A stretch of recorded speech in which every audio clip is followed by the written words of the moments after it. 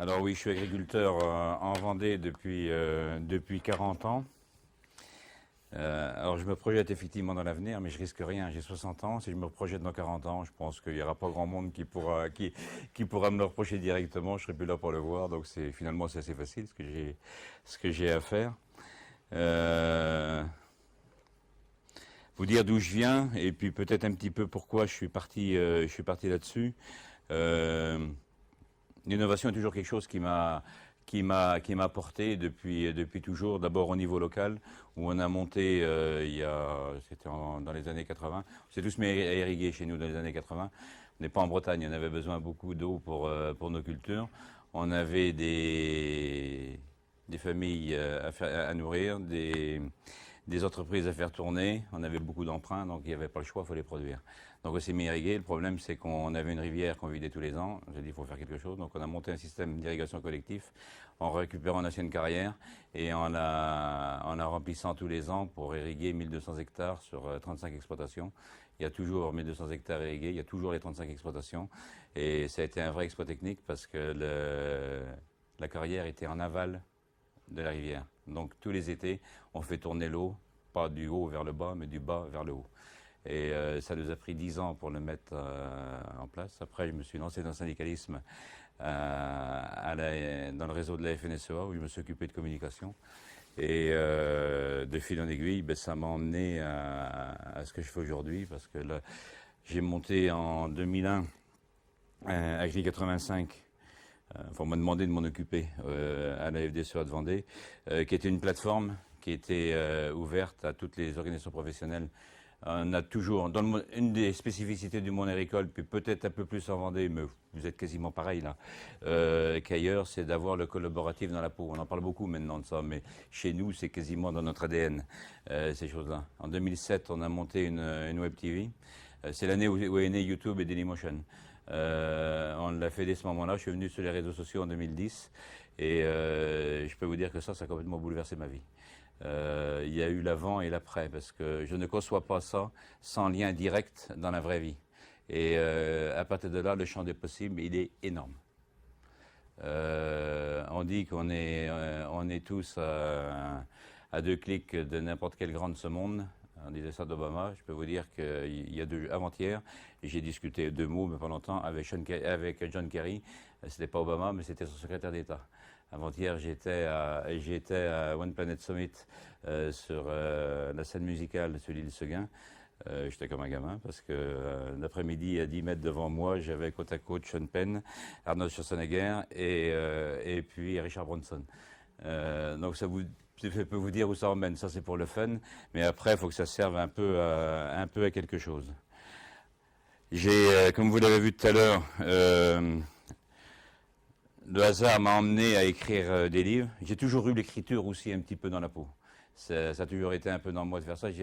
Si vous retrouviez des articles, alors j'écris pas sur Terra, mais sur ce qui est l'équivalent chez nous, qui est la Monde agricole, il n'y a jamais eu un article dessus ou une interview qui était signée de moi à la fin que je n'ai pas moi-même écrit, toujours.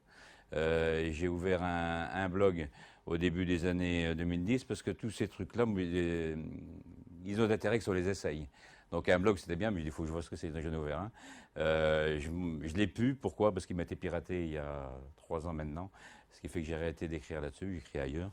Et de fil en aiguille, on m'a demandé, la France agricole m'a demandé d'écrire un premier livre sur le numérique en agriculture, qui s'appelle Agronumericus, et puis après un deuxième qui s'appelle Agroeconomicus, c'est celui que vous avez là au milieu, où là vraiment je me projette dans ce que pourra être, ce qui me semble moi être l'avenir, mais avec beaucoup d'humilité, parce que celui qui est capable de le prédire, il est quand même assez malin, vu les bouleversements dans lesquels on est en train de rentrer.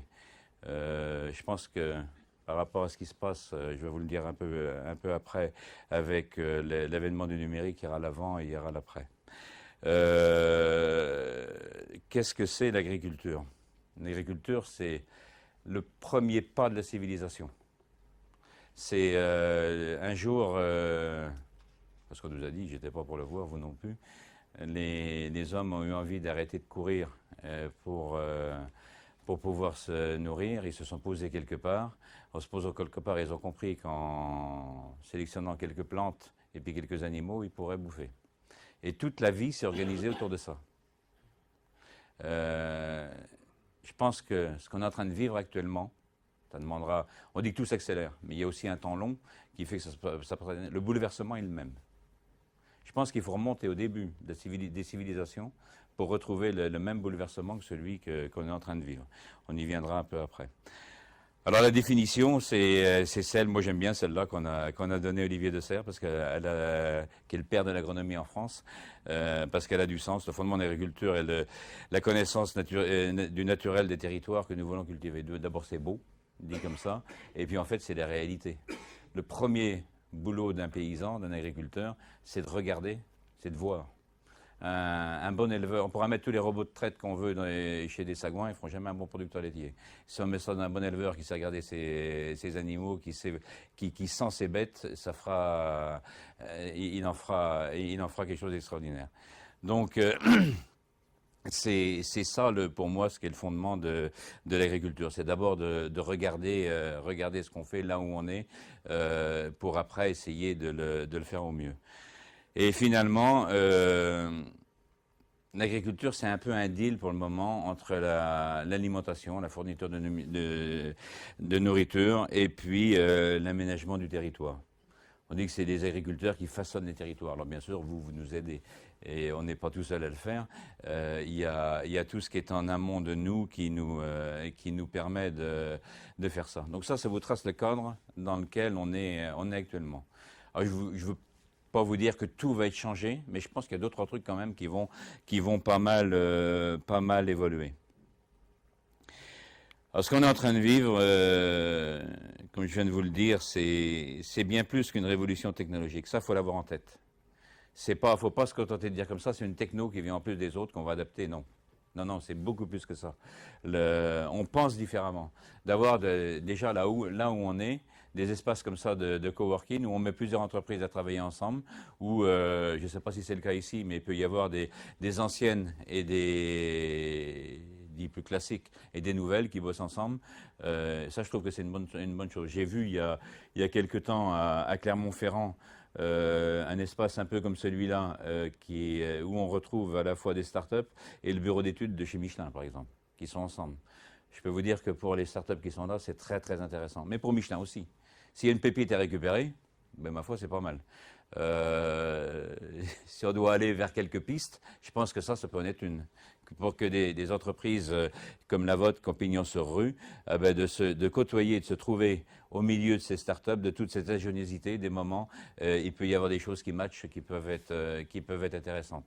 Clermont, ils ont eu une grande chance, c'est qu'ils ont inauguré un nouvel hôtel régional 4 jours avant la fusion des régions.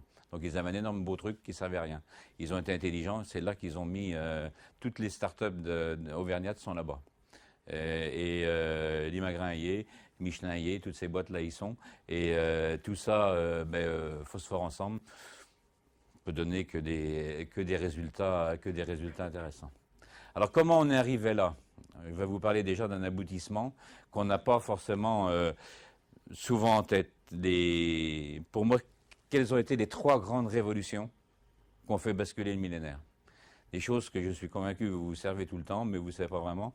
On ne considère pas ça comme une révolution, mais pour moi, c'en est une. C'est 1954, l'invention des containers. Imaginez le monde avant et après. Je ne sais pas si vous êtes allé en Chine, mais vous allez sur le port à Shanghai ou à Qingdao ou ailleurs, c'est des kilomètres et des kilomètres et des kilomètres de containers. Si la France et l'Europe s'est désindustrialisée au profit de la Chine, c'est à cause ou grâce, ça dépend de quel côté on se met, à ça. C'est ce qui permet le commerce mondial. Donc ça a été une invention extraordinaire. Quand on parle de la mondialisation avec tous ses bienfaits ou aussi ses méfaits, c'en est pour pas mal. La deuxième, encore plus importante, c'est ça. Pour moi, le 29 juillet 1975, c'est une date qui a fait basculer le monde. C'est une date qui dit rien à personne, sauf si on est né ce jour-là, mais c'est le jour où un jeune ingénieur, Steve Wozniak, appuie sur une touche, comme ça, sur un clavier, puis il voit la lettre qu'il avait tapée s'afficher sur l'écran devant lui.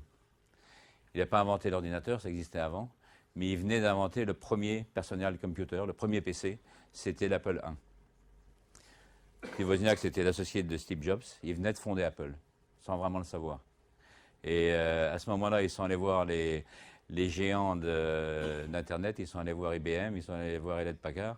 Les autres ont rigolé. Ils ont dit, qu'est-ce que vous voulez que les gens foutent d'un ordinateur chez eux? Jamais ils auront ça.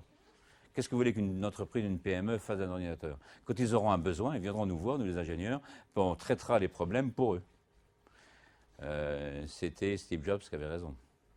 On n'imagine même pas maintenant ce qui était avant, ce truc-là. La deuxième date, c'est le 6 août 91, quand Tim Berners-Lee, au CERN, entre la Suisse et la France, met au point, découvre Internet. Il n'a pas vraiment découvert, mais là c'est pareil, il met en place le 3W qui permet la communication mondiale. De la même façon, au début, ils n'ont pas vu vraiment l'utilité du truc. Imaginez maintenant se passer de ça. Imaginez une grande panne mondiale qui dure, où Internet est totalement supprimé. Je pense qu'on finirait par s'adapter, mais ça va faire drôle quand même le temps que ça va passer, quoi. La troisième date, c'est le 3 janvier 2009. Satoshi Nakamoto, alors, personne ne sait qui il est. On ne sait pas si c'est un homme, on ne sait pas si c'est une femme, on ne sait pas si c'est un groupe, mais c'est celui qui a mis en place les systèmes de blockchain. L'application la plus connue, c'est les monnaies virtuelles, c'est le Bitcoin. Ils ont fait ça à la suite de la crise des subprimes, voyant le danger que représentait la finance mondiale tenue par des banques centrales qui mettent toute entreprise à la merci d'un crash boursier. Et est-ce que les monnaies virtuelles s'imposeront sur les autres? J'en sais rien, c'est trop tôt pour le dire. Mais en tout cas, la technologie qui est derrière, ça je vais y revenir plus tard, nous ouvre un champ du possible qui est énorme.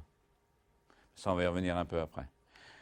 Troisième grande, c'est moins une bifurcation qu'une évolution de la fin du XXe siècle, c'est le poids, je dirais presque la dictature de la consommation. Je pense que pour ceux qui sont de ma génération qui sont là, on ne laissera pas forcément le meilleur souvenir à l'histoire, on restera la génération du gaspillage, liée à cette capacité de consommation, parce que quand on veut toujours, et l'alimentation est bien placée pour ça, avoir des prix tirés le plus possible vers le bas, fatalement, quand les gens n'ont plus la valeur des choses, on pousse à consommer, donc à gaspiller derrière.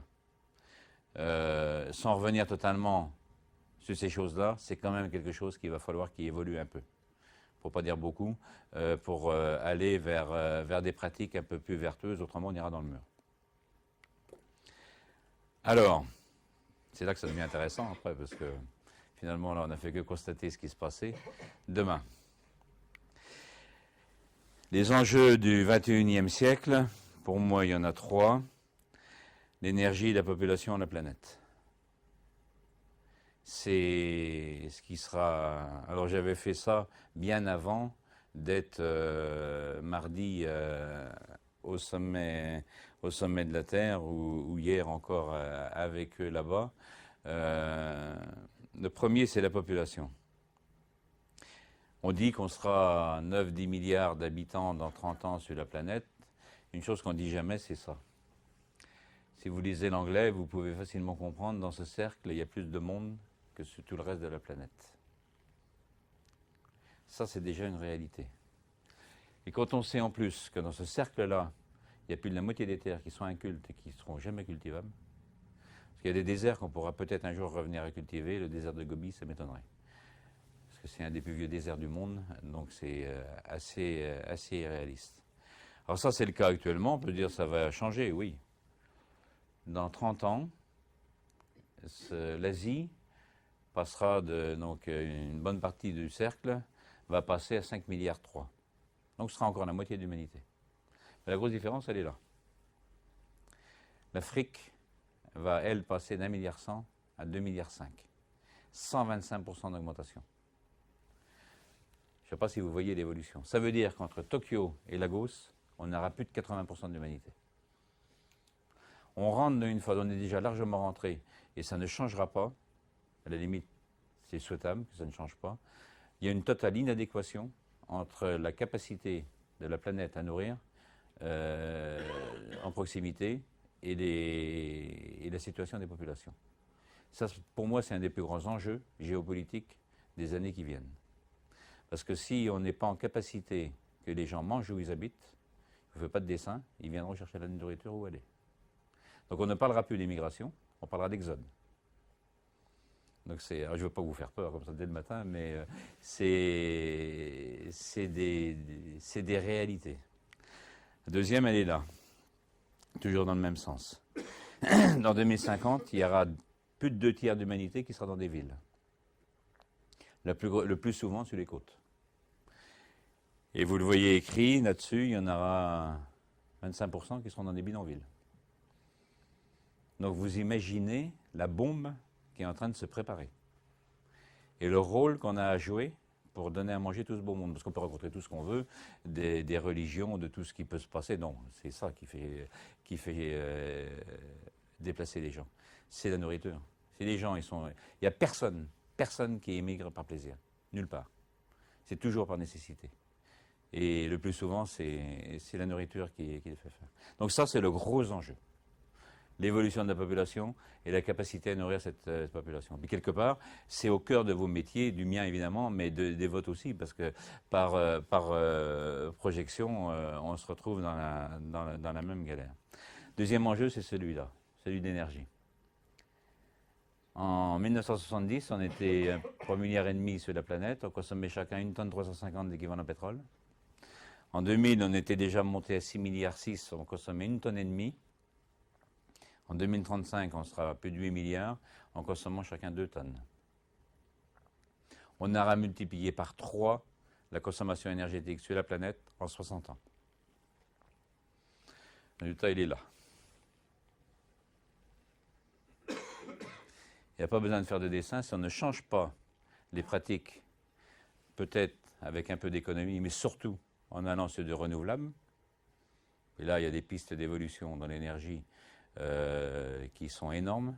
Il y a des places à prendre encore dans ces métiers-là pour pouvoir éviter ça. Avant-hier, le président Macron, dans l'introduction qu'il a fait de One Planet Summit, dit on va dans une impasse. On va dans une impasse. La COP21 a pris des positions qui ne sont pas appliquées. Il va falloir y venir. Il faut essayer de faire en sorte qu'on n'arrive pas à ça. Parce que c'est arrivé à ça, on dirait à la limite, on s'adaptera. Non, on ne s'adaptera pas parce que vous savez comme moi que la nature reprend toujours ses droits. Moi, je ne suis pas inquiet pour l'avenir de la planète.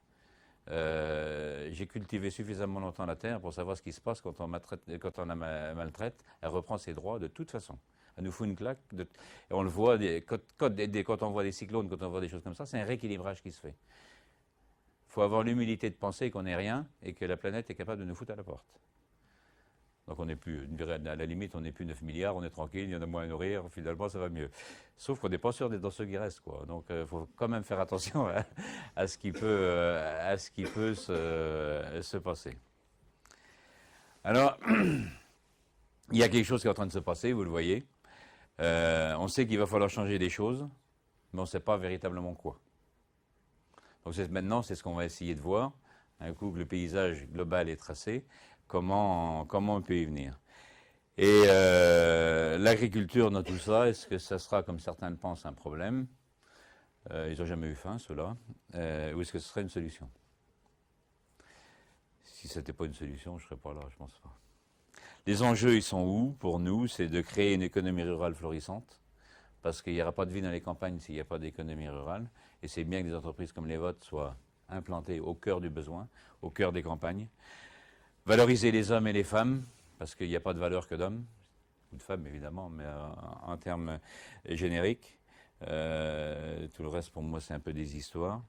et respecter malgré tout l'endroit dans lequel on vit, si on veut que lui, au bout, il nous respecte, comme je vous dis.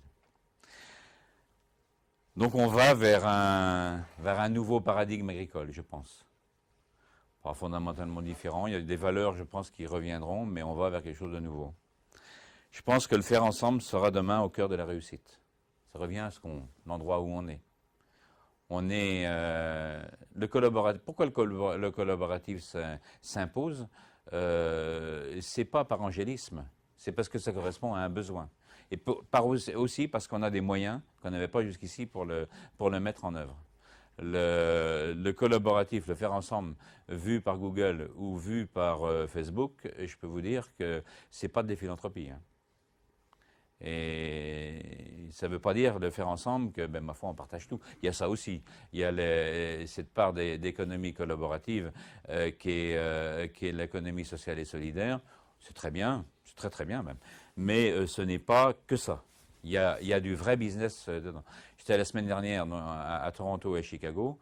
L'agriculture urbaine là-bas, c'est quoi? C'est d'abord de la réinsertion sociale. J'ai touché de près ce qu'a été la crise des subprimes, en voyant des banlieues de Chicago qui ont été des banlieues de classe moyenne, où c'est un désert. On voit des maisons murées, on voit des choses comme ça. Des gens qui sont à la rue, et là-bas le RSA, le RMI, tout ça, je me suis dit ce que ça voulait dire. Ils connaissent pas. Donc la réinsertion, ils la font par le travail. Et là-bas, la première raison pour laquelle ils ouvrent ces fermes urbaines, c'est d'abord pour ça. Et comme ils sont d'abord américains, tout est business. Donc les gens, s'ils veulent de l'argent, ils ont à manger, mais après s'ils veulent un peu d'argent, il faut qu'ils bossent, il faut qu'ils vendent, quoi. Et je trouve ça plutôt sain. Et cette vision-là de l'agriculture urbaine me convient assez, de la façon dont on l'a vu là-bas, parce qu'elle correspond à un vrai besoin. Je pense que c'est mieux de donner de l'argent aux gens en les faisant d'abord, ils sont plus fiers, si c'est le fruit de leur travail, que de donner de l'argent aux gens pour les soutenir, surtout si ça doit durer, sans rien faire. Enfin, tout au moins, c'est ma philosophie. Alors, pour réussir tout ça, digital ou le numérique. Alors, si je vous parle de digital ou de numérique, ne cherchez pas la différence, c'est la même chose.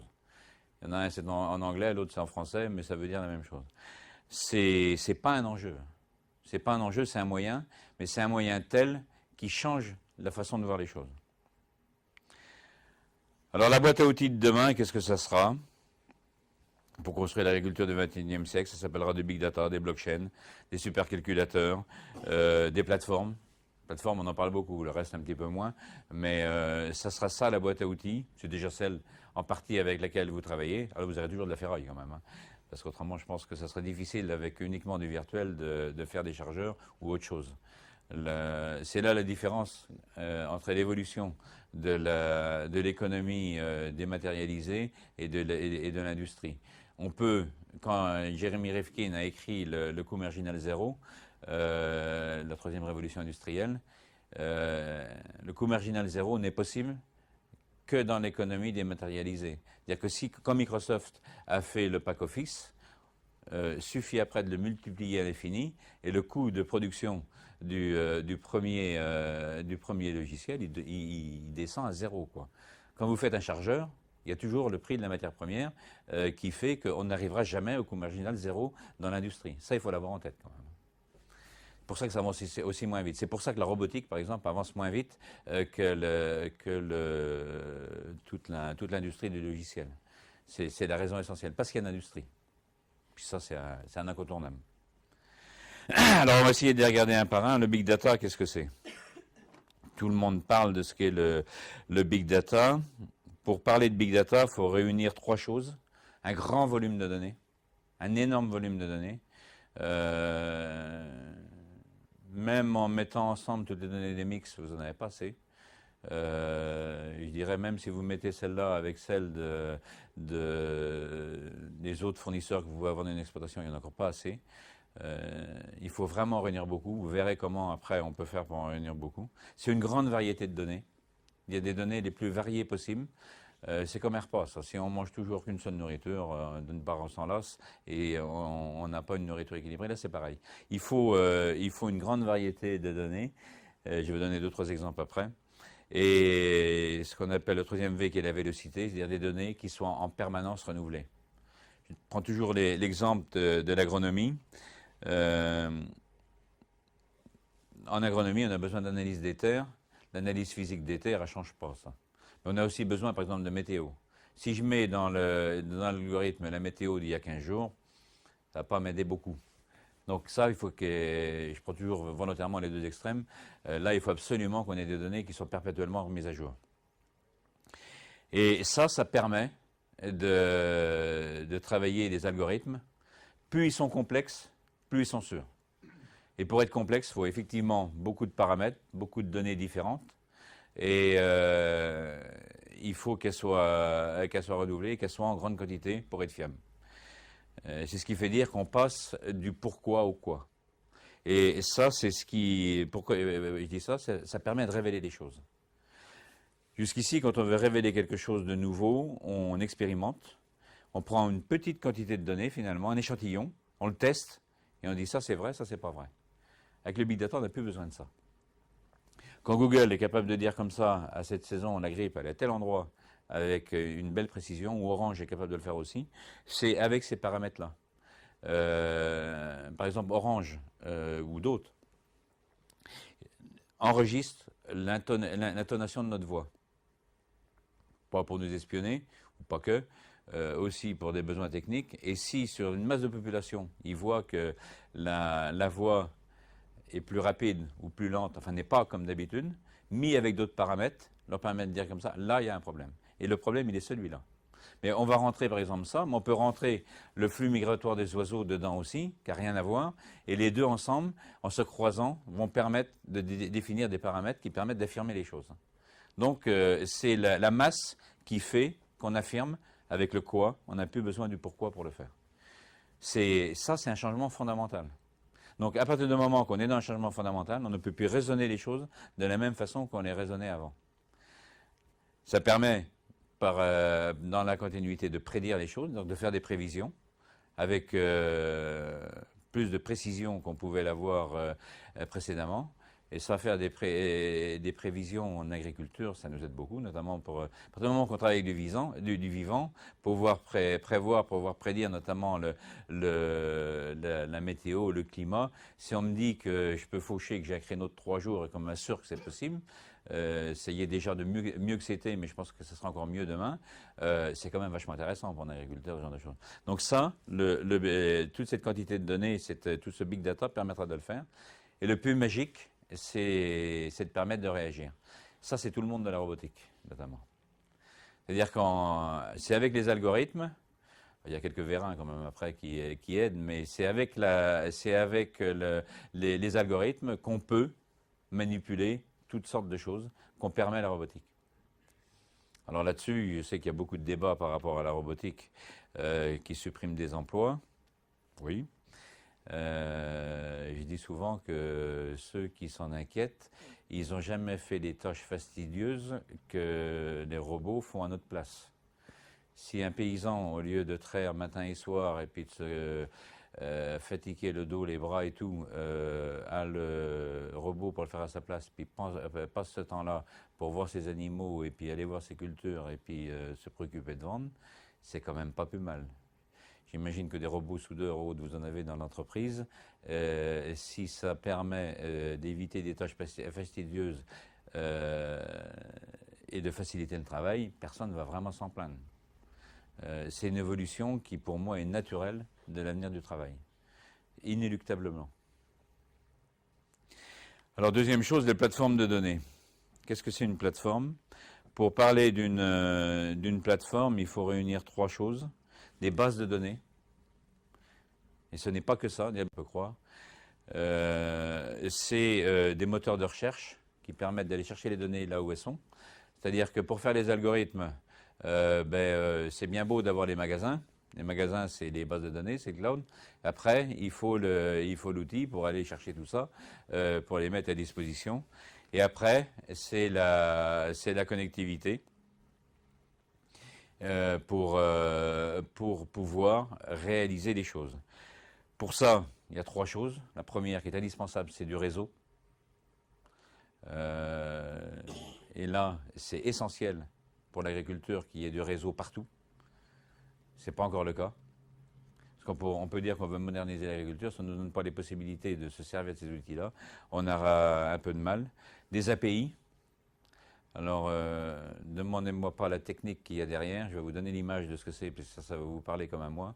C'est l'attelage 3 points de la donnée. C'est ce qui permet de pouvoir tout atteler ensemble. C'est la standardisation des données. Là, il y a un travail qui est déjà démarré, mais qui est considérable à faire. Parce que si on a des choses incompatibles, c'est comme si vous avez un axe à mettre un vers 1 mais que ce n'est pas le bon, ça ne va pas marcher. Et donc, ça, si on arrive à le standardiser, c'est en train de se faire, c'est nettement plus facile après à pouvoir travailler. Il y a un travail considérable. Et la troisième chose, c'est les consentements. C'est-à-dire que je ne crois pas dans la valorisation monnayable de la donnée. Par contre, je crois beaucoup dans la valorisation par l'échange de données. MX a besoin de données des agriculteurs. Les agriculteurs ont besoin de données du distributeur Leclerc ou autre. Je vous donne des exemples pour ne pas forcément avoir. Leclerc peut avoir besoin, lui, des votes. Pas évident, mais mettons les choses comme ça. Les consentements, c'est de dire je te donne celle-là, mais j'ai besoin de celle-là, etc. Donc ça, c'est des choses qui peuvent se mettre en place. Vous allez voir tout à l'heure comment. Et c'est essentiel. À partir de il y a deux solutions. Ou on le fait comme ça, en réseau, ou autrement, on les ramène vers des hubs qui concentrent tout. Et ça, c'est extrêmement dangereux. Pourquoi c'est déjà le cas? C'est le cas. C'est pour ça que c'est dangereux. Il faut qu'on arrive à trouver d'autres, si on ne veut pas que quelques faiseurs mondiaux concentrent l'ensemble de la donnée et qu'on en reste maître, pas propriétaire. Parce que revendiquer la propriété de la donnée, c'est la tuer. C'est-à-dire, c'est la mettre dans un coffre-fort. Si elle est dans un coffre-fort, elle ne sert à rien, quoi. C'est presque du matériel vivant, la donnée. Et donc, ces échanges en réseau de données sont un des enjeux considérables de l'avenir. Si on ne veut pas que demain Google, parce qu'ils sont à 5, hein, c'est les GAFA plus Microsoft qui rejoint maintenant, et les Chinois aussi qui y sont, qui sont en capacité de concentrer tout.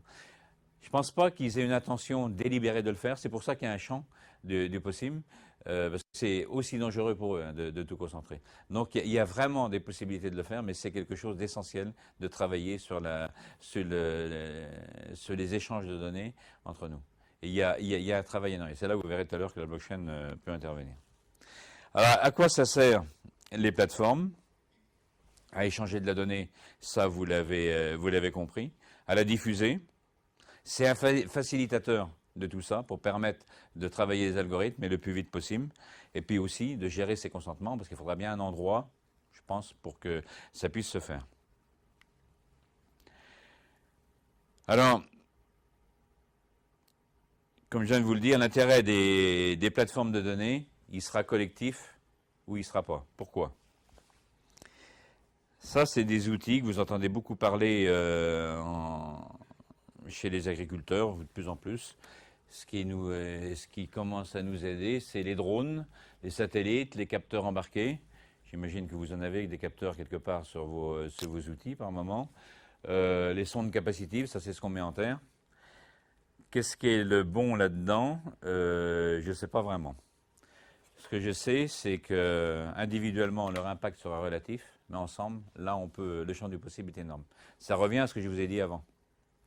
C'est en mettant des données très variées les unes avec les autres et en grande masse qu'on arrive vraiment à faire des algorithmes fiables.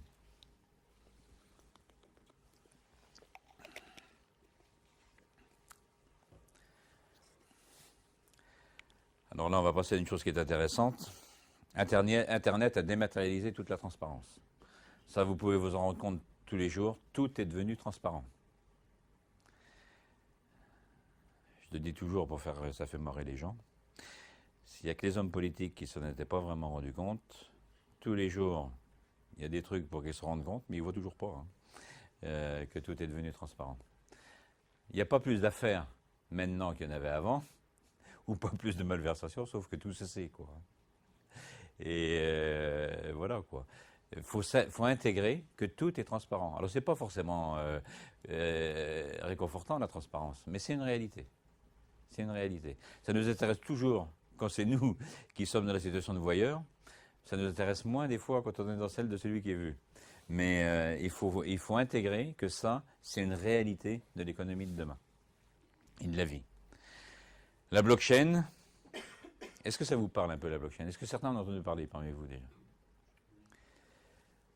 C'est ce qui va dématérialiser la confiance.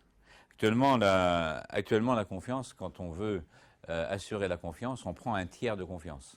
C'est comme ça qu'on prend des banquiers pour gérer notre argent, c'est comme ça qu'on prend des notaires pour certifier un acte de vente.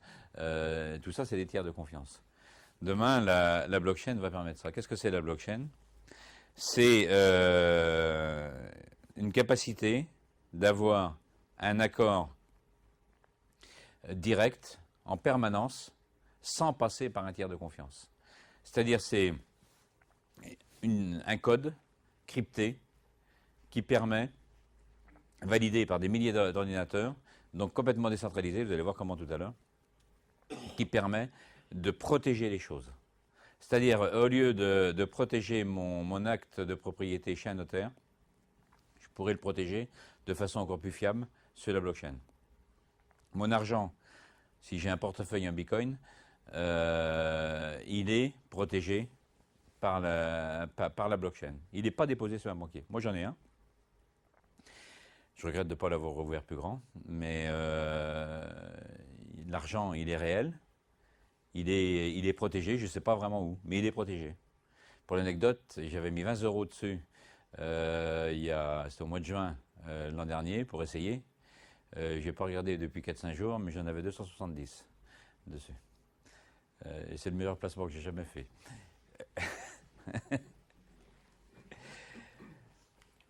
Alors, pour gérer les consentements, la blockchain. Donc, qu'est-ce que c'est la blockchain? C'est des smart contrats, c'est des contrats, je vais venir un petit peu après, qui valident ces traditions sur la terre de confiance que je vous l'ai dit. Comment ça marche? Voilà, c'est là que je voulais en venir. Alors, ça, c'est ce qu'on appelle la blockchain vaisselle. Imaginez une famille, vous imaginez chez vous, vous avez 4 enfants, il y a une grande famille, il n'y a pas trop d'argent, il n'y a pas de lave-vaisselle, donc il faut faire la vaisselle à tour de rôle. Si vous avez vécu ça, vous savez que c'est toujours un peu la galère, il y a toujours qu'essayer de gruger. C'est pas mon tour, c'est pas à moi de le faire. Alors les parents, ils ont trouvé une solution, ils ont donné un jeton, vous voyez là, de couleur à chacun des enfants.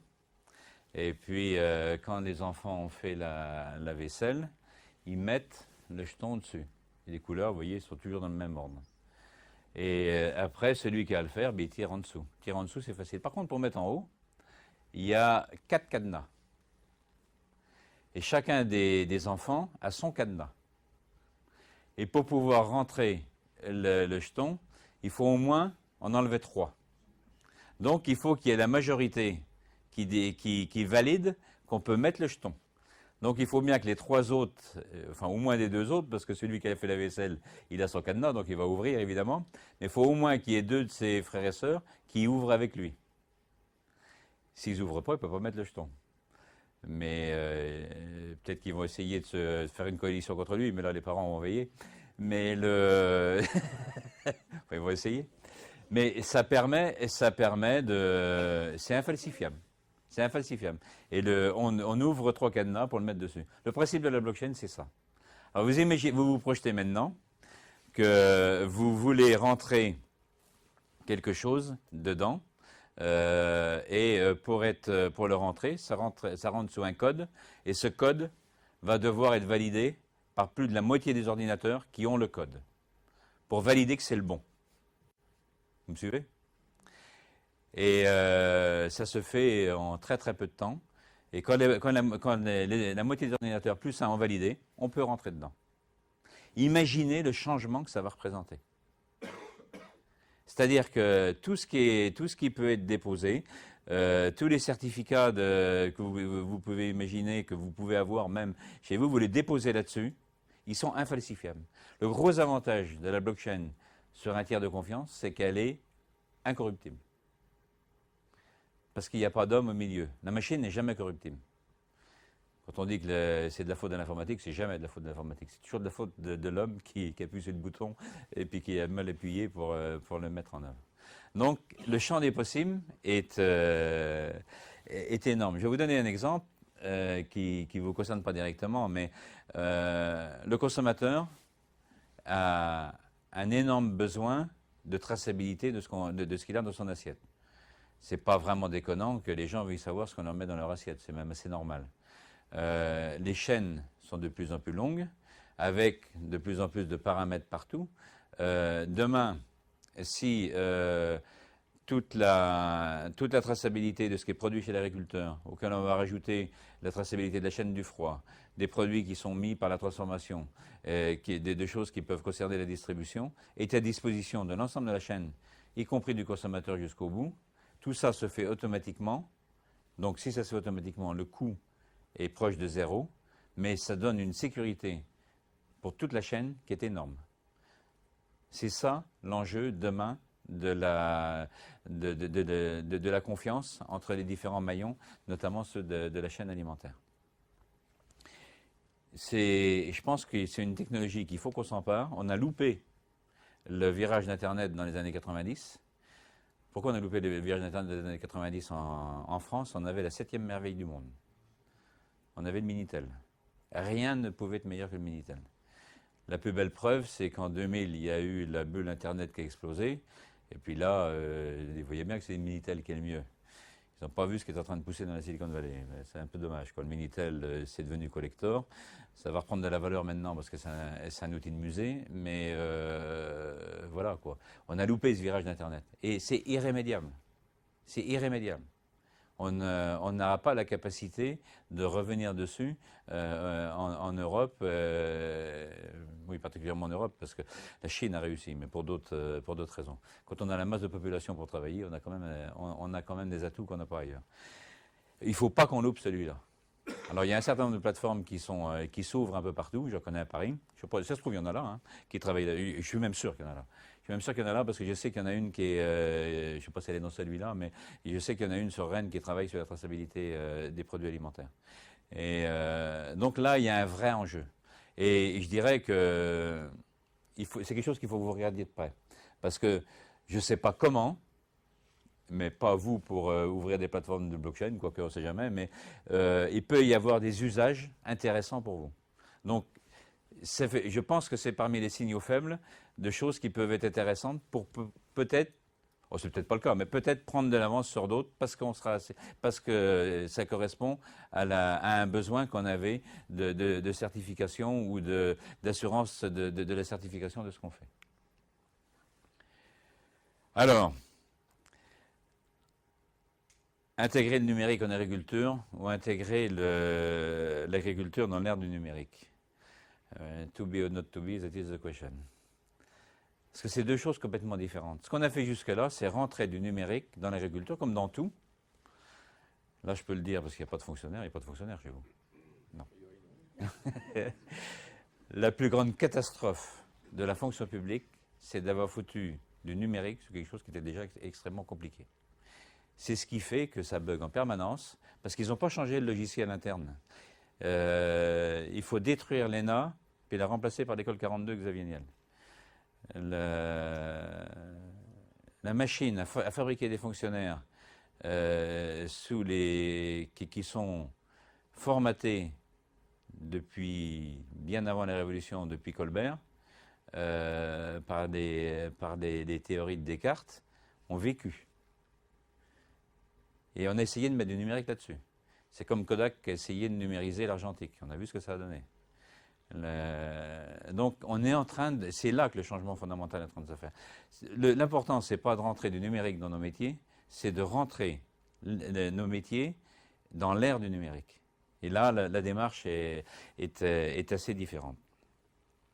Alors, les fondamentaux de l'agriculture, c'est et ça restera un énorme puzzle de micro-entreprises, quoi qu'on en dise, même si elles grandissent. Puis c'est bien, il faut avoir continué. Ça en choque certains, moi ça ne me choque pas. L'agriculture, je vous l'ai dit tout à l'heure, a une tradition de travail en réseau. Et ça, on a un acquis qu'on n'imagine même pas. Quand on vit les choses, on ne les voit pas. Hein. Et c'est une des grandes traditions de l'agriculture. Ce que nos aînés ont fait il y a plus de 50 ans, 60, 70 ans maintenant, et puis avec les votes aussi, hein, c'est ni plus ni moins que ça, quoi. Le développement de l'agriculture s'est fait comme ça, de cette façon-là. Donc ça, pourquoi les CUMA se sont développés, pourquoi les coopératives se sont développées, c'est parce qu'il y avait un besoin de travailler en réseau. Le slogan des groupes de développement agricole, qui est de dire comme ça, le groupe est toujours plus fort que le plus fort du groupe, c'est une réalité. C'est vrai aussi dans l'entreprise, ce genre de choses. C'est pour ça que l'usage de la donnée en agriculture ne pourrait être que collectif. Ça revient à tout ce que je vous ai dit tout à l'heure. Il n'est pas possible de travailler du data, de travailler vraiment uniquement dans son entreprise. On ne pourra pas, parce qu'on ne réunit pas les 3 V. Matériellement, ce n'est pas possible. Donc on ne peut le faire qu'en réseau pour être efficace. L'enjeu derrière, c'est de maîtriser le réseau. Donc c'est une nouvelle agriculture qui est à construire. C'est un challenge qui sera à réussir ensemble. Et quand je dis ensemble, je pense que vous êtes intégrés dans cet ensemble. Parce que je pense que ceux qui voudront se démarquer de cet ensemble-là, à terme, ils prendront des risques non négligeables pour leur entreprise. Je pense que c'est l'interaction des données au travers de réseaux collaboratifs maillés qui sera générateur de valeur. Je vous invite pour ça, peut-être à le faire venir un jour, peu ou moins à le lire, le livre de Pierre Giorgini, qui est le recteur de l'Université catholique de Lille, qui a écrit beaucoup là-dessus, sur les réseaux collaboratifs maillés. C'est vraiment intéressant. Dans mon 2e livre, je me suis inspiré de pas mal de choses de ce qu'il a fait. À la limite, si vous voulez voir l'adaptation à l'agriculture, vous lisez le mien. Il faut que je vous dise une anecdote là-dessus. C'est que j'en fais la pub, mais j'ai trouvé un point commun entre écrire et être paysan. C'est pas le producteur qui est le mieux payé, hein, dans l'affaire. Mais alors, le challenge, c'est d'imaginer une agriculture responsable de demain grâce à ces technologies ouvertes. Et je dis bien ouvertes. Les 3 grands points, 3 grandes pistes sur lesquelles je pense qu'il faut travailler, pour l'agriculture, mais vous par extension, c'est apprendre à naviguer dans un univers économique instable et en mutation. Vous savez, les cours des matières premières, moi je connais celles qui m'intéressent, mais vous avez les votes aussi, est tellement fluctuant que ça devient ingérable et impossible de faire des prévisionnels dignes de ce nom avec la fluctuation des matières premières. Une exploitation du data, une maîtrise du data pourra peut-être, je pense à terme, mais pas si vite que ça, permettre d'anticiper pour un petit peu aplanir tout ça. On essaye actuellement, en mettant par des directives, c'est que oui, le prix, là vous êtes dans une région de production laitière et porcine, quand 2 ou 3% de surproduction ou de sous-production de lait fait varier le prix du lait de 30, 40, 50, 60%, c'est pas tenable. Donc, je pense que ça va nous permettre, et on va devoir apprendre à naviguer dans cet univers, mais ça va nous permettre aussi de l'anticiper. Le deuxième, c'est de passer de l'utilisation intensive d'intrants à l'utilisation intensive de connaissances.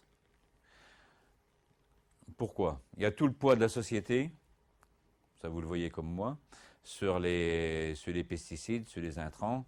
Il suffit de prononcer actuellement, si on prononce le mot glyphosate dans certains milieux, c'est comme si en 1960, dans les locaux de la CGT, on avait mis un Christ. C'est à peu près pareil. On en rigole, mais c'est quand même pas marrant. Hein. Mais c'est la vraie réalité. Hein. Et malgré tout, ça c'est une chose, mais il y a quelque chose qui est plus grave que ça, plus important que ça, c'est que les matières premières qui nous permettent de fabriquer tous ces intrants, je pense qu'elles vont devenir assez rares. Et on doit aller chercher autre chose. Par contre, il y a une chose qu'on n'a pas exploitée.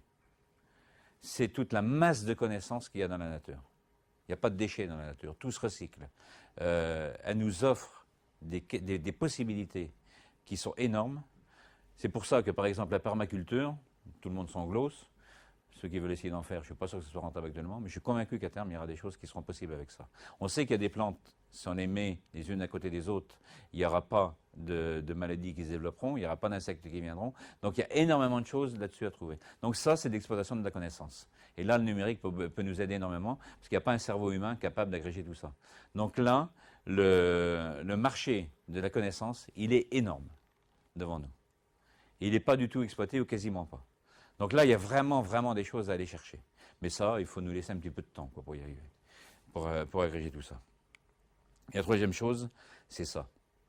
C'est recréer du lien entre les différents maillons et notamment avec le consommateur. J'ai découvert une chose il n'y a pas très longtemps. Je suis allé, vous pourrez le voir dans Internet dans quelques jours, j'ai fait une conférence TEDx. Je ne sais pas si certains parmi vous savent ce que c'est les conférences TED, à Lyon, devant des... TEDx, les TED. Technologie, employment, le P, le T, je me souviens plus. Le D, je me souviens plus. Développement. Ça, c'est il y a 25 ans, c'était mis en place aux États-Unis, il y a 25 ans que ça existe. C'est convaincre en 10 minutes. On a 10 minutes pour convaincre, quoi, devant un public. Et j'étais devant les étudiants de l'EM Lyon, l'école de management de Lyon. Les jeunes ne font plus le lien, mais pas que les jeunes d'ailleurs, entre l'alimentation et l'agriculture. Dans bien des cas, c'est considéré comme deux choses différentes. C'est terrible, mais c'est une réalité. L'aliment vient du supermarché, point. Et derrière, il y a une nébuleuse. Donc cette nébuleuse, d'une part, crée une vraie incertitude, voire une panique, parce qu'effectivement, on ne sait pas d'où ça vient. Donc si on ne sait pas d'où ça vient, c'est un des éléments qui conduisent, à mon sens, au développement des véganes.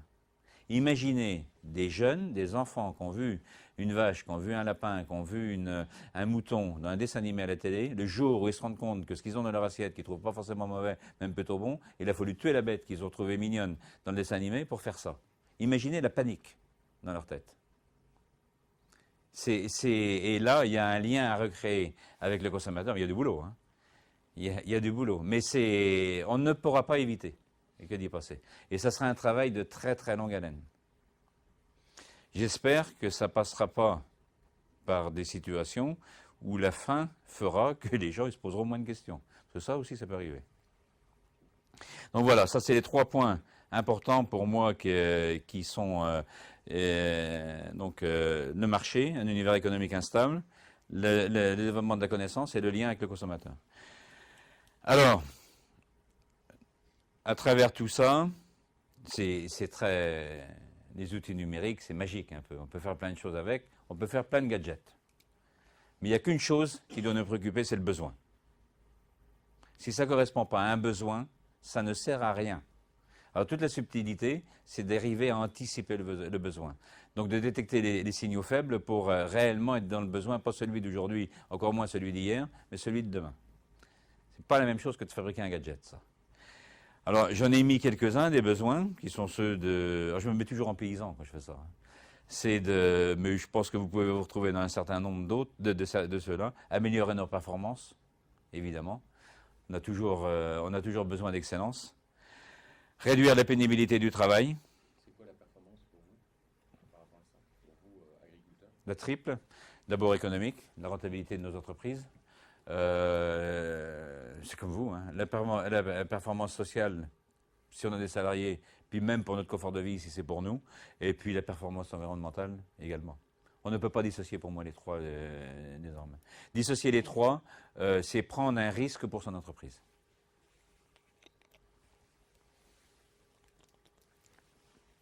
Réduire la pénibilité du travail.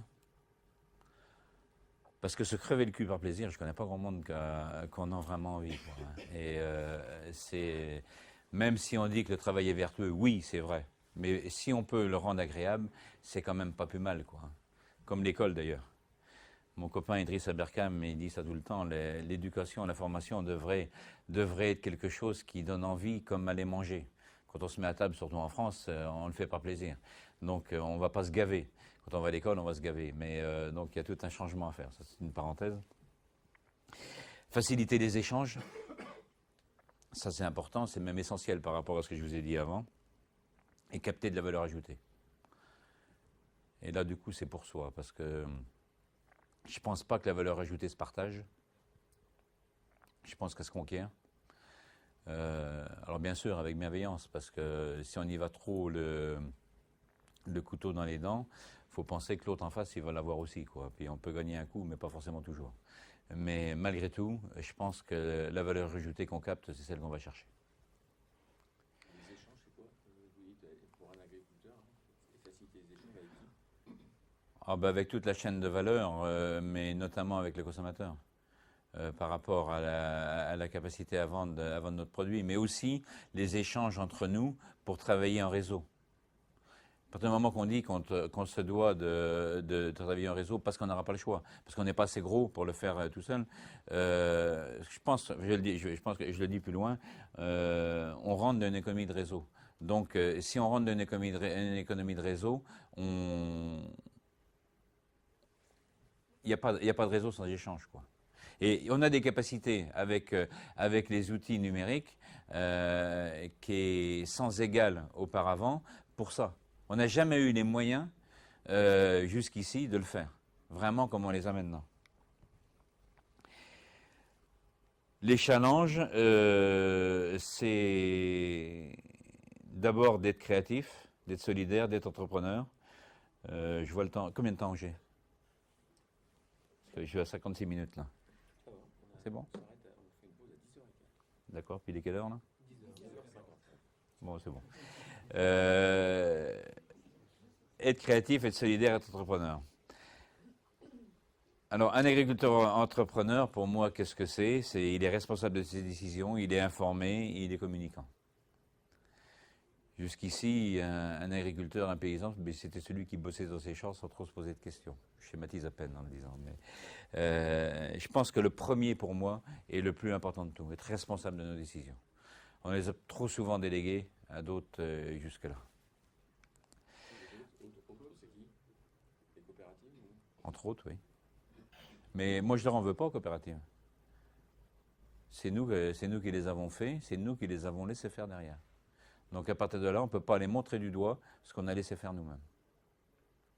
Et l'esprit par lui-même est sain des coopératives. Et je connais qu'il fonctionne très bien. J'ai élevé des montbéliardes toute ma vie. Donc en élevant des montbéliardes, j'avais de contact avec la Franche-Comté et avec toutes les fruitières à Comté, qui sont pour moi la forme de coopérative la plus vertueuse qui soit. Déjà le mot fruitière, et par lui-même, vous savez ce que ça veut dire une fruitière? C'est l'endroit où on porte le fruit de son travail en commun pour le valoriser en commun. Je trouve que l'esprit par lui-même, c'est l'esprit de l'essence des coopératives. Et elle fonctionne toujours comme ça. Et je peux vous dire qu'elles sont riches. Et la vie en réseau, ils ont su de la mettre vraiment en œuvre, au lieu de fusionner. Alors ils ne l'ont pas fait parce ils étaient plus malins, plus vertueux les autres, c'est qu'ils ne pouvaient pas faire autrement. Une fruitière à Comté, elle ne peut tenir que localement, notamment pour la qualité du comté, et pour une seule raison, c'est pour les butyriques, donc les mauvais champignons qui font exploser les fromages. Et ça, ils peuvent le gérer que vraiment à un niveau très local. Et après, notamment pour vendre, ils ont besoin d'être plus forts, donc ils les ont mis en réseau. Donc ce fonctionnement qui, à mon sens, est celui de demain, ils l'ont depuis l'origine, mais par nécessité. Et toutes nos coopératives qu'on a dans la région, je ne vais pas les citer, vous les connaissez comme moi, qui ont épousé la massification industrielle, sont allées dans l'erreur en le faisant. Et globalement, je pense que la massification est une erreur. La concentration par la masse, elle était nécessaire par défaut jusque-là, il n'y a pas d'autre moyen. Mais je pense que la vie en réseau sera plus génératrice de valeur que la massification vers quelque chose d'unique. Parce que quand on massifie, on crée aussi de l'inertie administrative souvent. On enlève de l'agilité. Mais je dirais c'est un débat, on pourrait revenir hein, si vous voulez là-dessus. Il y a un groupe de presse, si vous connaissez Terra ici, on fait partie de ce groupe-là. Agri 85, ça c'est par chauvinisme, c'est l'outil, la plateforme que je vous ai parlé au départ qu'on a monté et chez nous. Et agriculteurs d'aujourd'hui, ça c'est un phénomène nouveau. On voit se développer depuis quelques mois un réseau de youtubeurs agriculteurs. Lui, c'en est un, il y a Gilles Véca, il y en a quelques autres, et c'est naissant. c'est particulièrement intéressant. Là, c'est des outils plus pour informer les agriculteurs et échanger entre eux que pour aller vers le grand public. Parce que les plateformes, les outils pour pouvoir communiquer, il suffit de se pencher pour les ramasser, pour s'en servir, comme YouTube, Twitter, Facebook. Si on en fait un bon usage, c'est exceptionnel. Communicant, c'est ce que je viens de vous dire, hein, ces outils-là pour le faire, et demain, ces réseaux qu'on essaye de monter, c'est pas forcément simple, parce que quand les choses... C'est là qu'on voit la différence entre l'avant et maintenant. Là, ça, on construit ça au sein du réseau de la FNSEA. C'est d'essayer de structurer pour permettre aux agriculteurs de communiquer vers l'extérieur. Ça fonctionne plus ou moins parce que le poids des structures l'emporte. Quelque part, quand on a l'histoire des structures, on se met quelque part des interdits, presque inconsciemment. Il y a des choses qu'on voit émerger, comme le réseau France Agricultos, qui émerge directement des agriculteurs. On communique, il faut qu'on se mette ensemble pour le faire. Et ça quand c'est un button-up comme ça démarre visiblement mieux. Je n'ai pas toutes les explications pourquoi, mais c'est une réalité. Les agriculteurs solidaires, privilégier les réseaux, privilégier le collaboratif, privilégier la coopération. Malgré tout, j'y crois dans la coopération. Privilégier les réseaux, on a quand même quelques valeurs qui sont vos clients. Les CUMA, c'est une valeur qui, elles, pour le moment, sont restées à dimension maîtrisable par les agriculteurs. L'Internet est un réseau exceptionnel qu'il faut qu'on utilise autant qu'on le peut. Bien sûr, il y a des risques. Il y a des risques de se faire capter des données, mais bon. Si on en a un retour qui nous intéresse, c'est quand même intéressant. Privilégier le collaboratif, c'est tous les groupes qui existent. Le milieu agricole, je vous l'ai dit tout à l'heure, a ça dans son ADN. Il faut le cultiver, il faut le continuer. De toute façon, on ne pourra pas y arriver sans. Un agriculteur qui s'isole devient un agriculteur fragile. On parle beaucoup du suicide en agriculture. D'un certain côté, moi, j'ai jamais vu vraiment de chiffres là-dessus par rapport à d'autres métiers. S'il y en a un jour qu'on a, ça m'intéresserait vraiment d'en voir. Mais par contre, ce que je sais, c'est que chez nous comme ailleurs, la solitude est le plus souvent un des risques les plus forts de déprime, mais qui peuvent aller jusqu'à l'issue fatale. Mais ça, c'est vrai partout. Hein. Je suis sûr que malheureusement, vous avez aussi des exemples que vous connaissez ailleurs. Privilégier la collaboration, là, elle va prendre une nouvelle forme, je pense. Je ne sais plus si c'est Hélène Montagne ou c'est qui le patron. C'est qui le patron, j'ai mis là. Oui, c'est qui le patron. Ça, c'est un phénomène nouveau. La coopération demain pour le produit va se faire directement entre le producteur et le consommateur. Actuellement, la chaîne alimentaire, quand on dit une chaîne, elle a deux bouts. Elle est tenue par le milieu, mais elle n'est pas tenue par les bouts. Il faut que ce soit les bouts qui la tiennent. Certes, on a besoin des maillons qui sont au milieu. Mais si les bouts ne maîtrisent pas l'ensemble, on est dans la situation dans laquelle on est actuellement. Donc, il y a une nouvelle forme de coopération à créer. C'est en train de rentrer. C'est très récent, mais c'est en train de venir. Partout. Il y a eu C'est qui le patron, ça a peut-être été un déclic, ça c'est plutôt vision consommateur.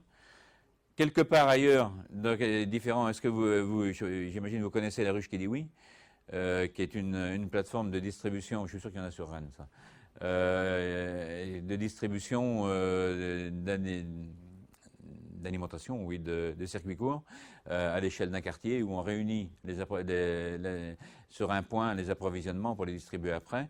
Ça, c'est des pistes qui viennent là. De plus en plus, on est en train de travailler, les Normands y ont travaillé, nous on est en train de le travailler. Je n'ai pas de connaissances en Bretagne, de travailler sur des marques pour directement être en lien avec le consommateur. Donc ça, c'est quelque chose qui est en train de prendre. Et là, on est en train de passer au-dessus des coopératives. Pas contre elles, mais elles ne font pas le boulot. Donc il faut qu'on passe au-dessus. Donc c'est une nouvelle forme de coopération qui sont en train de s'installer. Et enfin, être créatif, ça c'est essentiel, innover, expérimenter, diffuser. Pour innover, à Green Startup, ça c'est un concours que j'ai lancé il y a 3 ans. On en a fait une douzaine de sessions. On le fait à Tech Élevage, le salon dont je suis président en Vendée. On le fait au CIVAL à Angers et on le fait au salon d'agriculture. On met dans une salle des jeunes ou des moins jeunes pour développer des projets en 48 heures. Ça commence par un pitch des projets, par ceux qui les ont, qui les portent. Et là, on forme les équipes. Ils viennent souvent avec une partie de l'équipe et des étudiants ou d'autres viennent se greffer à eux. On les met à bosser pendant 48 heures avec l'aide de coachs et de mentors pour à la fin passer devant un jury. Il y a une dotation qui n'est pas négligeable, qui n'est pas énorme non plus, mais le premier en général à 2500 ou 3000 euros. Et on a déjà fait émerger une dizaine de startups comme ça. Dont Équilibre, vous avez vu tout à l'heure, Piloter sa ferme, ils sont sortis de nos concours, ceux-là.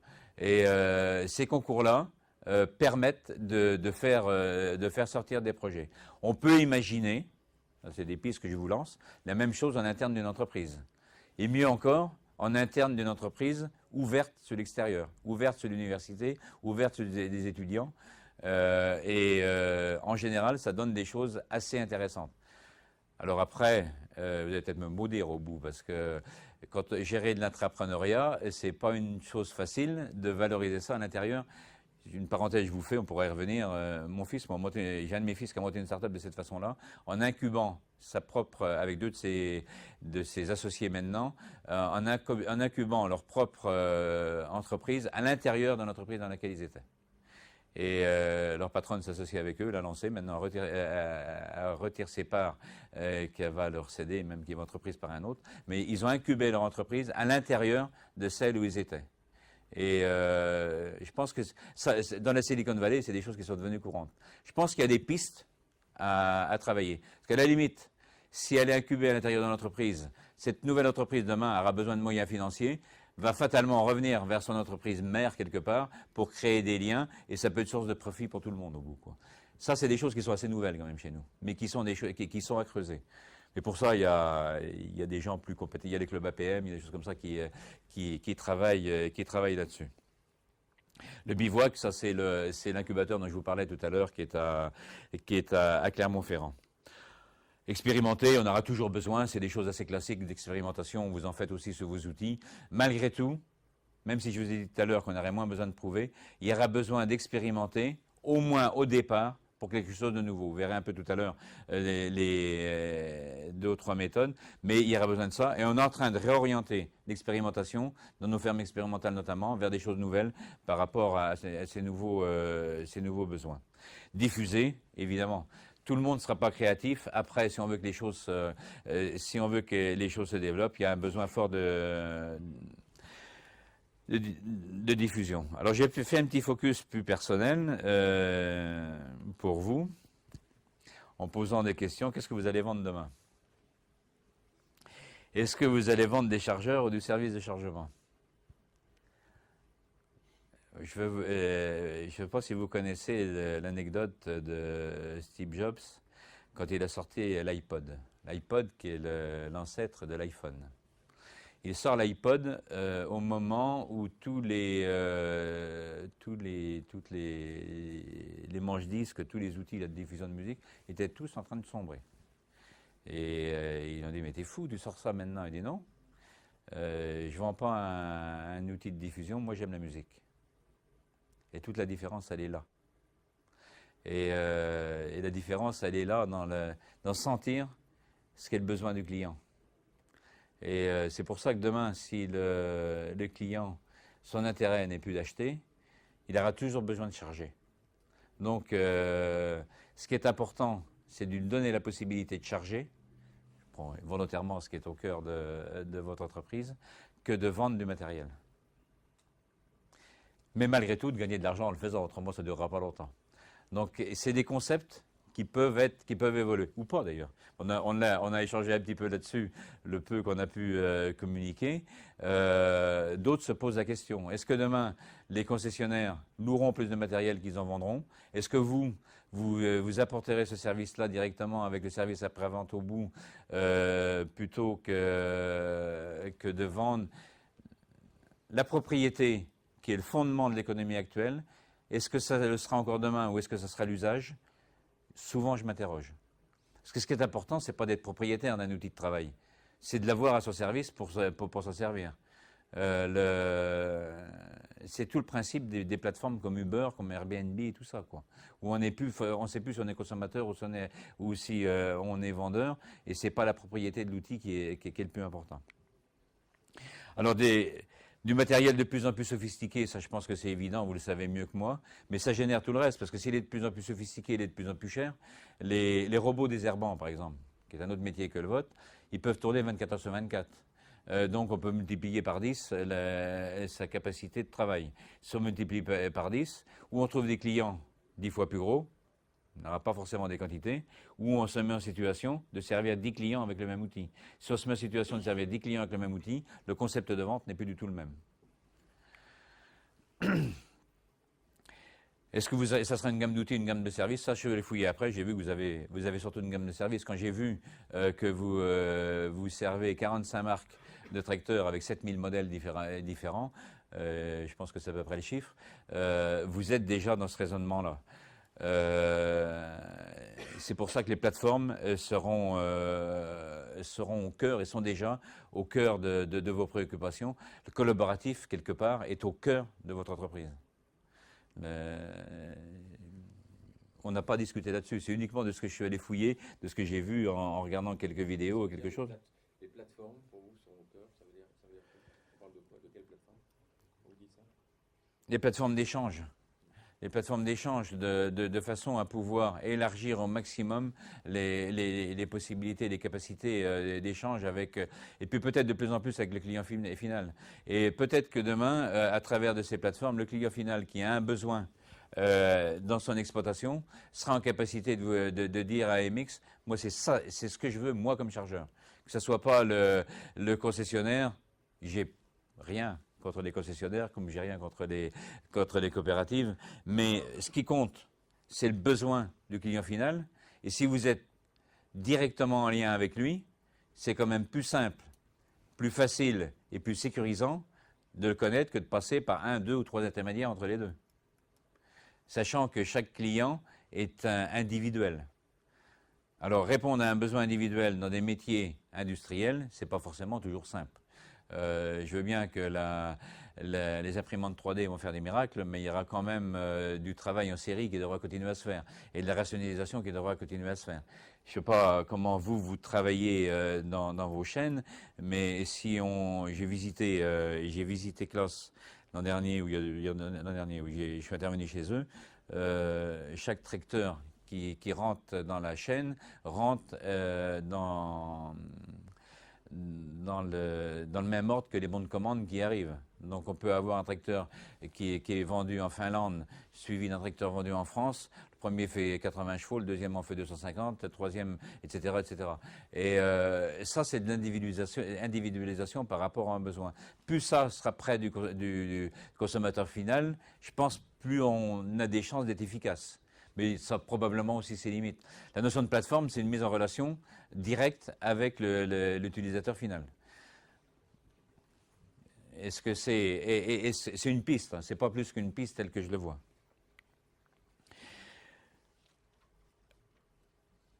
L'interaction au cœur de l'entreprise, ça, je pense que ça revient à ce que je vous disais tout à l'heure, c'est-à-dire j'ai entendu une fois, c'est qui parle de ça? C'est l'ancien patron d'Essilor, Xavier Fontanet, qui donne l'exemple de boîte à clous. Et c'est une histoire vraie. Hein. Boîte à clous, c'était le nom du mec qui, chez Essilor, passait partout pour remplacer un robinet qui marchait plus. Je suis sûr que vous en avez dans votre boîte. Ça. Au moins un qui fait ça, parce que c'est vachement utile quand même pour faire tous les menus travail qu'il y a à faire. Alors personne ne se préoccupe de ces idées de ce gars-là. Il est là, lui, pour changer le robinet. Il est là pour débrouiller, balayer où il y a à balayer, et puis tout ça. Et puis un jour, il se trouvait dans son bureau à Fontanet, et puis qui était en train de discuter avec son directeur financier de choses vachement importantes. Et puis quand le directeur financier, alors c'était confidentiel, mais comme lui, il comprenait rien de toute façon, il était là, il faisait son boulot. Et quand le directeur financier était sorti, il dit: Monsieur le directeur, je peux me permettre de vous dire un mot par rapport à ce que vous avez dit? Et il le regarde et peut-être il a compris. Ça devient, il dit telle chose, c'est pas comme ça, c'est pas comme ça. Il s'est rendu compte que le mec, il était président du plus gros club de basket qu'il y avait dans le coin, qui était une vraie entreprise, quoi. Et donc de la gestion financière, il savait en faire. Donc il avait des capacités. À travers ça, ce qu'il faut retenir, c'est que les compétences, elles sont partout dans les entreprises. Elles sont partout et des fois dans des endroits totalement insoupçonnés. Et la créativité est suffisamment rare pour pas la laisser passer et permettre l'expression de toute cette créativité. Alors bien sûr, il peut sortir quelques âneries, elles ne sortiront pas toujours de la bouche de ceux qu'on croit, des fois ce genre de choses. Mais après, pour dire à quelqu'un c'est bien, puis à l'autre c'est rien, il faut suffisamment de bienveillance pour que ça se passe bien. Donc c'est pas forcément simple à mettre en place. Mais je pense que cette créativité, il faut aller la chercher où il faut. L'imagination aussi, mais bien sûr avec pragmatisme. On revient tout à l'heure aux besoins. Les 3 secrets pour réussir, c'est créer un écosystème qui soit ouvert, c'est tout ce que je vous ai dit tout à l'heure. Penser à agir avant de penser à organiser. Ça, c'est contre tout ce qu'on a appris à l'école. On m'a toujours appris qu'il faut les réfléchir avant d'agir. Non. Le secret de la Silicon Valley, c'est d'agir d'abord. Mais agir d'abord, ça veut dire accepter le droit à l'échec. Accepter qu'on peut mettre un genou à terre et puis être en capacité de se relever quand on l'a mis. Et ma foi, si c'est dans une équipe qui est soudée, c'est plus facile à faire. Et à travers ça, le leadership devient secondaire. C'est l'action qui l'imposera. Ça sera de plus en plus vrai partout. Et c'est ça que les politiques n'ont pas compris. Les mecs, à partir du moment qu'ils sont élus, ils ont la science infuse.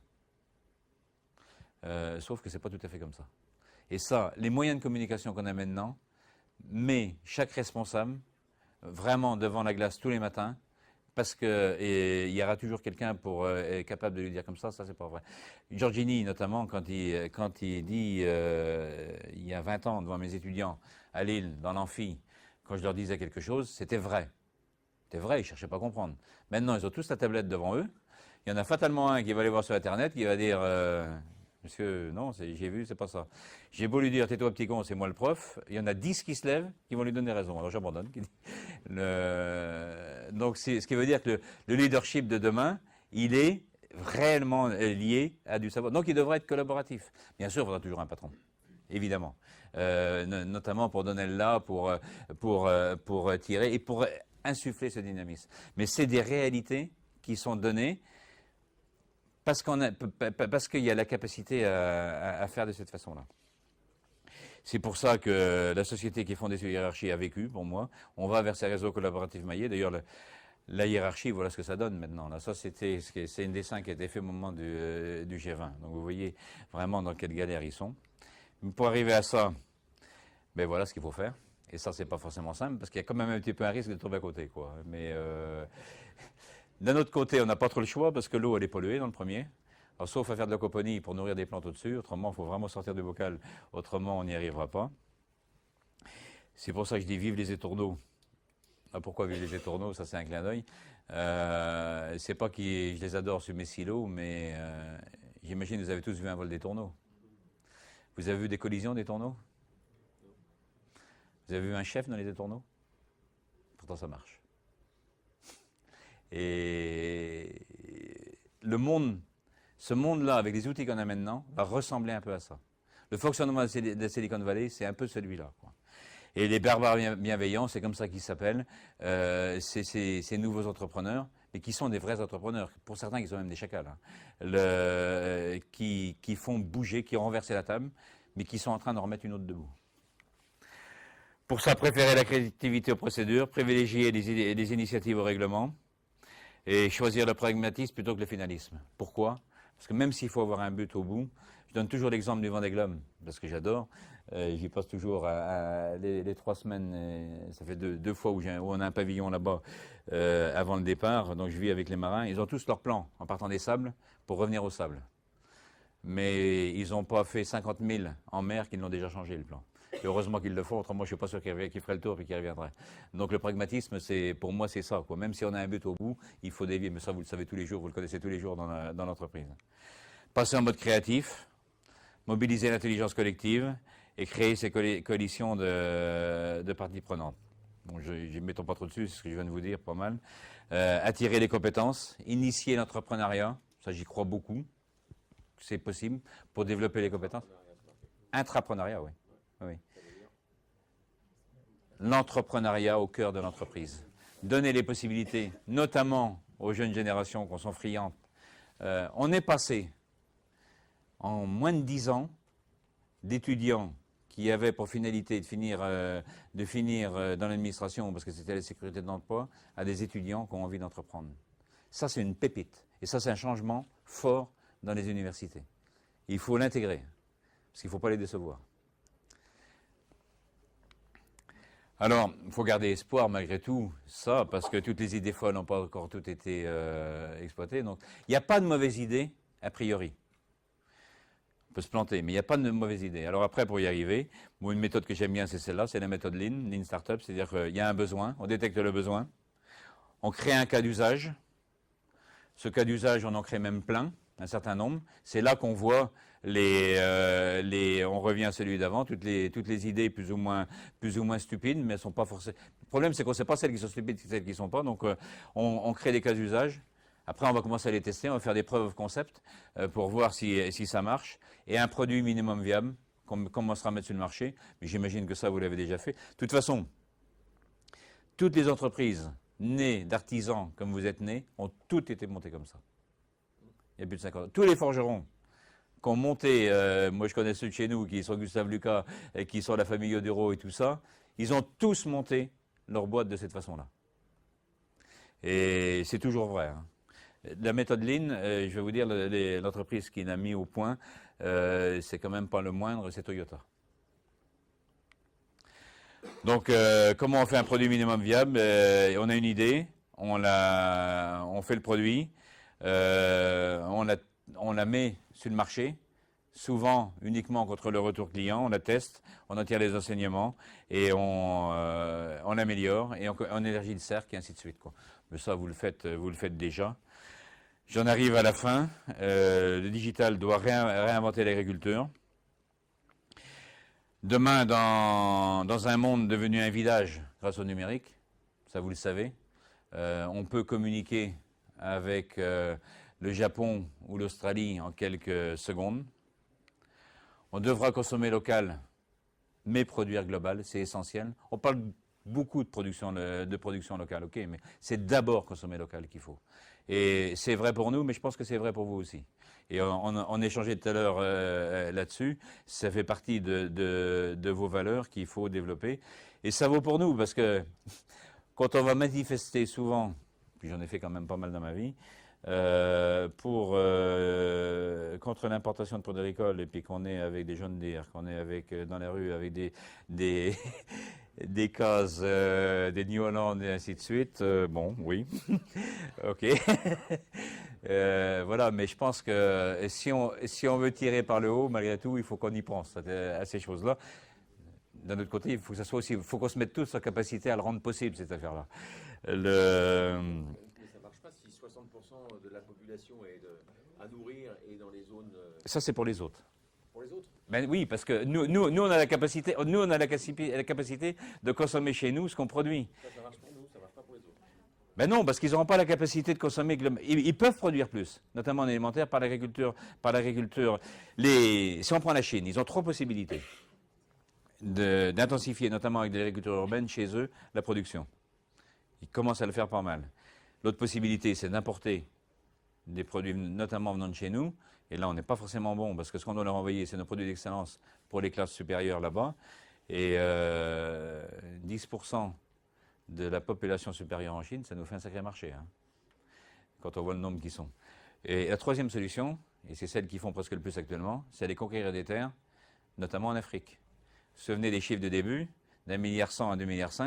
Si ça continue, il va y avoir un souci au bout. Hein. Et un gros souci. Parce que les Chinois, quand ils vont cultiver en Afrique, c'est pas pour nourrir les Africains. Hein. Donc, si les Africains n'ont plus les terres de chez eux pour se nourrir, je ne veux pas descendre où ils vont aller. Ils n'iront pas en Chine. Ils n'iront pas en Chine. Hein. Et ça fait partie des choses qui, moi, me font réellement peur, hein, pour demain. Ah ben, ils viennent là. Ils viendront là, fatalement. Et on pourra mettre tous les murs qu'on voudra. On ne pourra pas l'empêcher. La principale raison pour laquelle, je vais faire un tout petit peu de politique, pour laquelle on ne pourra pas l'empêcher, c'est que s'il y en a 100 qui se mettent sur un bateau sur les frontières libyennes, s'il y en a 50 d'arrivés en Italie, il y en a 50 d'arrivés. Nous, si on met 20 gamins, 20 de nos enfants en face avec des fusils pour les empêcher de passer, ils nous en tuent combien? 3, 5, on enlèvera les autres. Parce qu'on ne voudra pas laisser tuer nos enfants. Puis après ça, on voudrait les empêcher de venir. Si ces choses-là n'évoluent pas, si on ne renverse pas les choses pour leur donner la capacité de vivre chez eux, on va au-devant de problèmes terribles.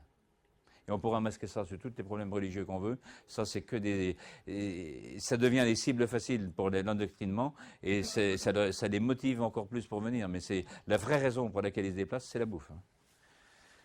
C'est juste une parenthèse, mais pour ça, l'agriculture, pour moi, sera un des fers de lance de l'économie du XXIe siècle. Vous allez voir combien j'y crois. Les jeunes du monde seront la richesse de l'agriculture. J'adore cette photo, et c'est pas une photomontage. C'est un berger peul dans les montagnes du Sénégal, qui a son gamin dans une main et le smartphone dans l'autre. J'ai toujours de l'émotion quand je le connais, le mec, quand j'en parle, parce que ça, c'est la force de demain, là-bas et ailleurs. La bienveillance environnementale sera le fer de lance de l'agriculture. Puis, comme je suis vendéen, je termine toujours avec ça. C'est une citation de Jean Yoll. La tradition est le pied-mère, le progrès est le greffon. Le digital doit être le greffon de l'agriculture. Et je vous remercie.